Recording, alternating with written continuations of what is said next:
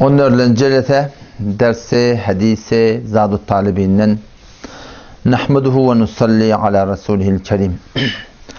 قال النبي صلى الله عليه وسلم القرآن حجة لك أو عليك أو كما قال عليه الصلاة والسلام. Peygamber sallallahu aleyhi ve sellemin mübarek sözü.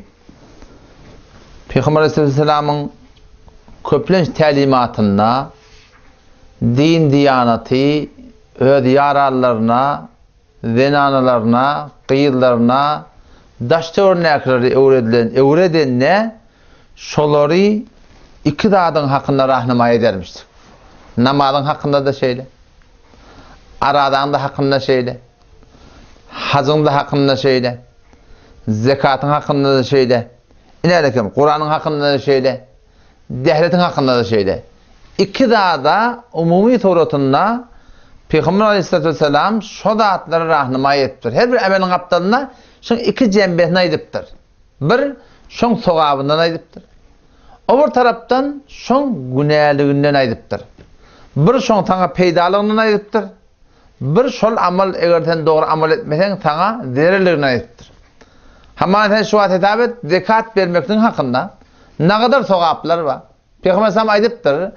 Hayti bir mali ki helak boluyor, şu mal helak bolulluğunun illeti şun zekatı verilinnedir. Yani bir malın zekatı verilse şu mal helak bolacak der hiç vaqta deyiptir. Bir taraftan Peygamber Aleyhisselam zekat versen sen malın hifazet boluyalığına ediptir. Öbür taraftan zekat vermesen malın başına bela gelecekliğine ediptir. Bir taraftan namazın hakkında şu an ne kadar sogaplara ediliyor. Kesen madakı mescide karşın uğrağında her kadamına bir sogap veriliyor, bir günahın pozuluyor, ve cennetten bir dereceğin artacak. Şimdi sogabına gerek kalıp piyansan şuna ediptir. Ama öbür tarafına ediptir.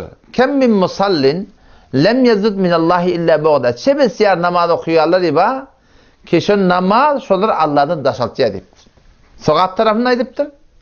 O tarafta şu sogap deyiptir onlardan eğer sen doğru şeraiti bilen bitirmesen, şoň marahim sogabı yok. Aytam Hudaýdan daşatmaklığına marahim tenme sebep bolýarlygyny aýdypdyr. Ya şoňa mende sen şu wagt namaz jemaatyň hakynda ne kadar sogap bar? Namaz jemaatyň hakynda Peygamber sallam ne kadar muhtelif ahadisler bar. Ýankanan bir aýdanmy. Kemana her gadamyň bir sogap. Onda maş hadis gelýär. Öýde bolup namaz okuýsaň, oň ne kadar sogap bar? Bir sogap bar diýip. Emma sen gidip mescitte namaz okuýsaň 25 ila 27 barabar sogap bar diýipdir. Bu da sogabyna aýdypdyr. Emma o tarapdan eger janyň tagy keyfin kök mescide barmasaň Peygamber sallam näme diýär? Her bir adam ki munadi adanyň, yani adançyň sesini eşitip o hem şol mescide garşy gitmese şoň okuyan namazy kullan kabul edipdir. Ýa-da diýär kulleş talimaty dinna Peygamber Huda Aleyhisselam şu tertip bilen sahabalara din diýende öğretipdir. Om sahabalar ne mutlu? Sahabalar gati sogaby hüwet otturlar. Şu sogabyň mukabilinde da barakim o gapdalyatı günah käçilikdigini düşündirler. Teşo hitap öde. Bu suwatçyndan neçe milyon harc edip Mekke'ye gitdi. Gitmeli boyuna farz olandan sonra gitmeli. Peygamber Aleyhisselam diýipdir, bir adam boynuna farz bolup duqa gitmese Peygamber diýipdir şu Yahudi ölsün ya Mesih ölsün diýipdir da. Men ýa maňa farkym da. Ya şu Yahudi öler ya Mesih öler diýip aýtdygy. Şu kadar şun gataý diýipdir. Emma sahabe-i kiram radıyallahu anh Peygamber yaranlary şu Mekke'ni şu Medine'ni şöyle hep bir gaýdypdyrlar. Senin Mekke'de 2 rekat nafil namaz okuýsan ne kadar sogap bar? 100.000 rekat sogap bar. Demir dillaň tadı 100.000 rekat. 2 rekat namaz 100.000 rekat. Ben erten aşama näçe namaz okuýjak bolýar. Beýdimize gyryljak bolýar. Emma Medine var 2 rekat nafil namaz okuýsan 50.000 rekat sogap bar. Emma sahabe-i kiram radıyallahu anh şu sogapları gözünün öňüne alıp da Peygamberden sonra teşvik etýärler. O ortapdan Peygamber Aleyhisselatü Vesselam sahabaları korkudypdyr. Hatta Allah Teala onu korkutdy. Ya eyyuhellezine amenu ma lekum iza qila lekum infiru fi sabilillah istaqaltum ilal ard. Sahabalar yani şu sogapları hep bir gaýdypdyrlar, şolu korku gaýdypdyrlar. Näme diýip? Şu Peygamber sallallahu sogap yerini aýtýar, Mekke'de şu sogap bar diýipdir. Emma o tarapdan Hudaý Teala başga hukum gerek geldiňde, başga bir destur bolupdy, Onu durmanı Mekke'nin sokağına siz kalsanız, siz onu dünya radi adamlar diye. İran'a gitmeli otururlar, Rum'a gitmeli otururlar, Çin'e gitmeli otururlar. Sahabalar sonra şu Mekke'nin sokağı gözünü görmektir şulan. Ya eyyühellezine amenu, ey iman getiren adamlar, melekum, size ne emol ediyor Allah Teala? İza qîle lekum unfiru fi sebilillah, vakti kesede ediliye Allah'ın yoluna çıkın, gidin İran'a karşı gitmeli, Rum'a karşı gitmeli, cihad etmeli.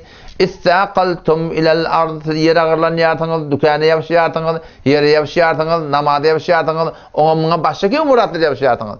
Yani yürek söyleyen de attınız yapışıyatınız. Araditum bil hayati dünya minel ahire, ayet-i radi bulduğun dünyanın zindegisine, ahiretin kıbalına, o da namaz, zaman hem atma, Allah'ın yoluna çıkmalı olduğuka, Huda ne mi diye? Dünya radi bulduğun diye. فَمَا مَتَاعُ الْحَيَاتِ الدُّنْيَا اِلَّا قَلِيلٍ. Dünya ahiretin yanına azıcık tatiptir Allah Teala. Şu an inen gevrenler çağa çıkmayı kepleş bolyan mota. Şonu düşündürüp bolyan mota o de. İnen kemşe bir dünya çıkacak. O dünya diyelim sana. Şu inen gevrenler bir dünya önüne. Hem bir dünya çıkacak şıcırı olokan. Şonu ne yapalım düşündürmüyor şonu. Ne kadar olokan demiş şonu. 1.000 barabar, 1 milyon barabar, 1 milyar lira düşündürüp olmuyor şonu. Eyni ahiretin de giyinligi, o dünyanın giyinligi, o dünyanın ebediliği, şu dünyanın yanında şıcırı olokan bir zay o dünya. Ama Allah tebarek ve teala sahabalar şöyle korkuluptur. Ne moliyeti deyiptir? Allah'ın ona cihada gitmeliğine yırağılır niyatınız. İlla tenfiru, eğer çıkmasanız, İlla tenfiru yuaddibukum azaben elime, Allah size azabı dertnak verir diye. Eğer çıkmasanız Huda size tehdit ettir. Yani çok olayanım, eğer şu düşün bizim yüreğimizde otursa, etmelilerin hakkında, doğru bilen eğrin hakkında, bolmalı bilen bolmalıların hakkında, o zaman bizim vücudumuzdan yaltalık diyanat ayrılacak. Bizim vücudumuzdan kavşaklık diyanat ayrılacak. Şu sahabeler ne mi? Can vermeyen teyyar otturlar, mal vermeyen teyyar otturlar, avrayından geçmeyen teyyar otturlar, muğyetinden geçmeyen radi otturlar. Kullu zindiginin vermeyen teyyar otturlar sonra. Ne mi deyip? Şöyle Kur'an'dan, sünnetten, Peygamber sallallahu mübarek sözlerinden şunu düşündürler. Huday Erhamur Rahimliğe cayinna yöne kavşaklıktan tutamalı. İki kaptanı şöyle fikredip bakayım. Şu taydan şöyle kaim otturlar. Mesela şu bizim Ulul Türk meselamızda ne kadar kavşak? Şu kavşaklığa ne sebep otturur? Şu ahurluğun, moğluğun ne kadar bilen nispet? İlla maşallah talimatları kavşak boluğuluyor. O şoförüm düşündürüptün namaz okuyordum bolur deyiptin. Şu ne mi Huday'ın benimle kepleştim? Onun ol yankışı mesele etikadi, o şu meselenin hakkında gurunda şu pali bilece bali yakak kepleş bali yakayım hava. O şu Huday'ın benimle öten hamlet 10-11'de kulata onu eltip türlü hücre bari yokladı kellerini okuyup durlar, bana ediyen gurun namazını okuyordum bolur, başla ben işim olmanı öterdi. Yani mesele etikadimiz yok öyle yani. Yok, şu namazını okuyordum bolur, başla ben işim olmanı öterdi. O vakti hem malakın şuratın talimatından şuformet aytsan, Nemet ya adam hot kavşaya şu an aç kaydayım o da. Eğer ben mescide gitmeli olsam, mescide gitsem hava 20'de sokak. Öyde okuyordum bir sokak bolsa var ha. Sokaktan aradım. Erti aldım bunu bu diye ben gidecek hemen. Ama yok o taraftan eğer Peygamber sallallahu aydan sözlerini düşünsen şu adamlar nemet ya kavşaklıktan ayrılıyor. Bizim Ulul Türk meselamının kavşaklığına şu talimatlar sebep. Ben bir taraf o onun adını ettirmeyim ben de. Buraya vardık mı davet tebliğin için dedim o vaxt. Hem şol minberde otuy. Hem şol ayet-i Kur'an okuyor. Sure-i Hicr. Hem şu öyle iki ayetin o da yapışıqlı. Yani arada bir ayet. Ayet arada başka ayet yok. İki de yapışıqlı. Son birini okuyor, o birini okuyor. Allah Teala ne mi diyor o da? Nebbi ibadi enni enel gafurur rahim. Benim bendeleme haber ver ey Muhammed Mustafa ki beni Allah bağışlandı o mihriban. Ve enne azabi huvel azabul alim. Benim bendelememden haber ver ki beni Allah'ın azabı dertnak. İkisini de ücrettir. Haber ver ben bağışlandı mihriban.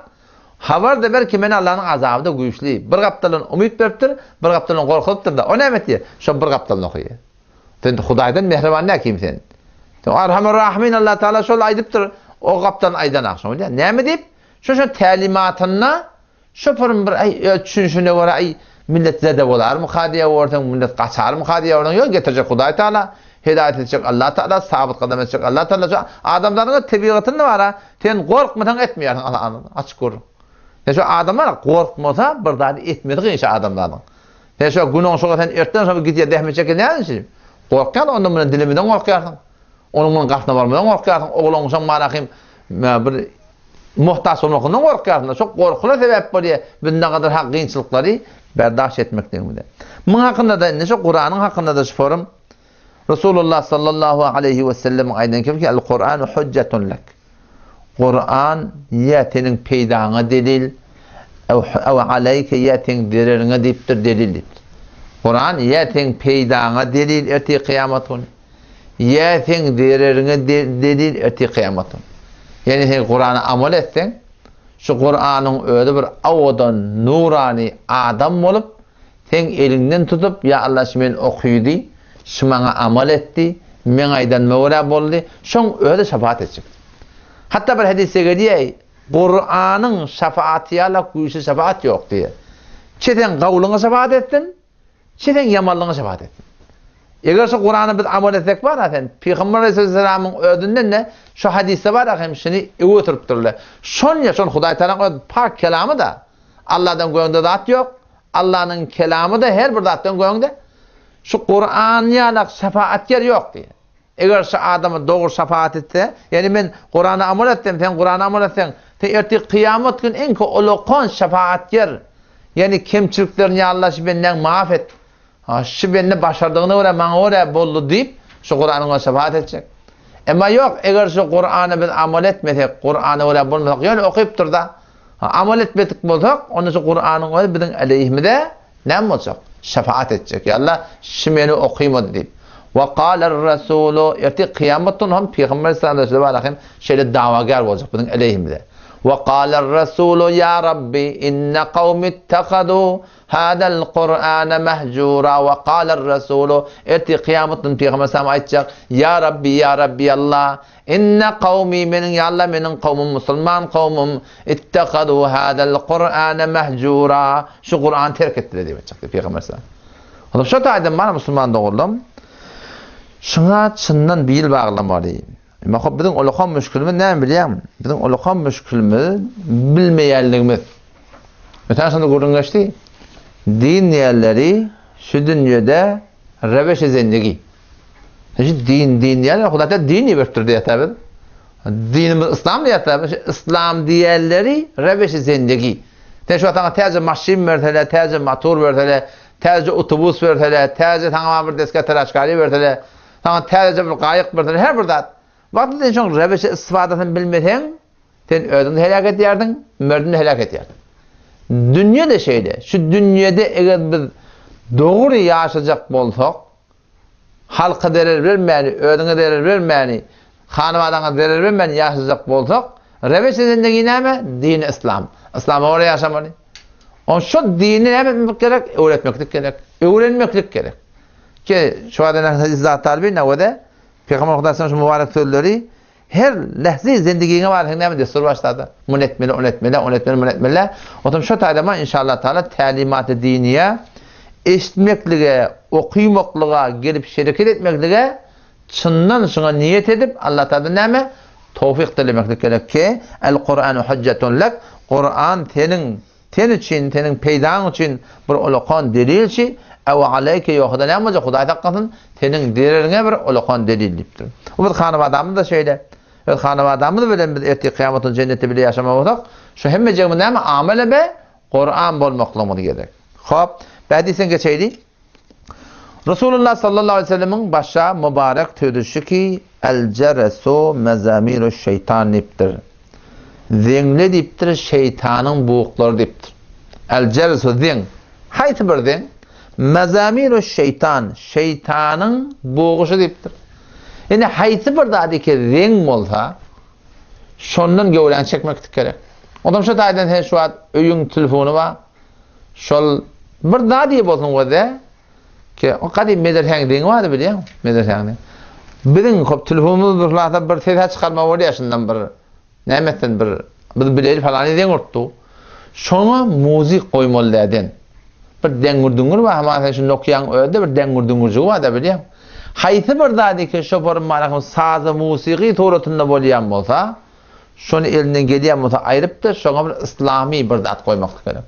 Bir zat diýip bolsaň ki bar akan taňa telefona şodan alamat beren taňa deň bolýar. Şonu muzik zat çykmalydy. Ne ola ne akordeon, jazo o zatlaryň gurrunki aýra bir gurrun. Allah taala tawfik berse inşallah onu men şemme inşallah gawa açyklap aýtyp beren. Assalamu aleykum we rahmetullahi we berekatuh.